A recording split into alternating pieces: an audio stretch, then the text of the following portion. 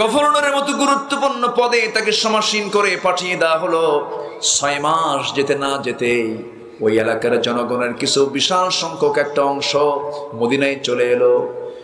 কেন্দ্র সরকারের কাছে এসে খলিফা ওমরের সামনে এসে নালিশ দিতেছেন। সবাই বলতেছে আমিরুল মুমিনিন এমন একজন গভর্নর নিয়োগ দিয়েছেন যার মধ্যে আমরা চারটা বড় অপরাধ দেখেছি। এই 4টি বড় অপরাধ, 4টি বড় দোষ আমরা তার মধ্যে খুঁজে পেয়েছি। দয়া করে আপনি এই গভর্নরকে চেঞ্জ করে নতুন গভর্নর দিয়ে দেন। সাইয়েদনা ওমর ফারুক মনে মনে চিন্তা করলেন, হানি এত বড় পরহেজগার সাইদ, তার বিরুদ্ধে রিপোর্টগুলো কি কি শুনিত, বলো তোমরা কি কি রিপোর্ট নিয়ে এসেছো। নাম্বার 1 হলো প্রত্যেকদিন অফিসে দেরি করে যায়, নির্দিষ্ট টাইমে কোনোদিন সে যে বসে না অফিসে। নাম্বার 2 হলো সপ্তাহে একদিন সে অফিস করে না।